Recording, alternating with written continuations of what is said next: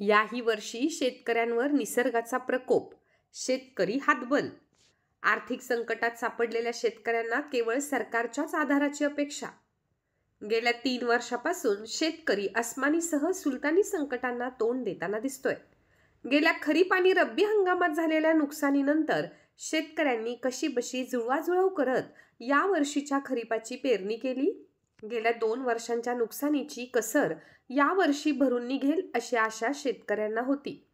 पीकही चांगली बहरली होती.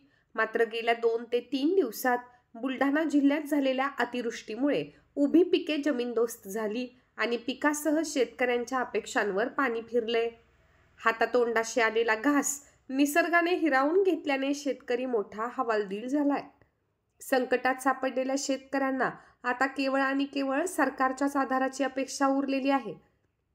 कणा मोडलेल्या शेतकऱ्याला पुन्हा खंबीरपणे उभे करण्यासाठी सरकारने नुकसानग्रस्त भरीव मदत करावी अशी मागणी आता शेतकरी. आमच्याकडे आता 3-3.5 एकर शेती, पूर्ण शेतीमधून पाणी गेलेलं आहे.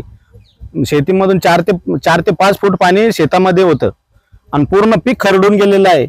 याच्या पहिले होमणी आळीतून आम्ही कशीमशी हे वाचवलं होतं पीक, त्यामुळे आता निस्त नाबूद झालेलं आहे, पूर्ण खरडून गेलेलं आहे पीक लगे. याच्या पहिले मे महिन्यात पाणी आला, ते रब्बी मधलंही नुकसान झालेलं आहे आमचं. आता हे खरीप मधलंही नुकसान होऊन राहिलेलं आहे. सतत 3 वर्ष झाले नुकसानी चालू आहे. शासनाने ताबडतोब मदत जाहीर करावी. काही ना काही मधून वाहलेली राम नदी यामधून प्रचंड असा पूर जाऊन माती खरडून गेलेली आहे. पूर्ण दगड वावरात येऊन पडलेले आहे.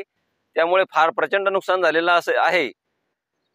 फडणवीस साहेबांना माझी नम्र विनंती आहे, लवकरात लवकर मदत करून पंचनामे करून आदेश द्यावे. आजपर्यंत इथं एकही अधिकारी इथं पांडेबा किंवा कोणी तलाठी वगैरे इथं आलेला नाहीये.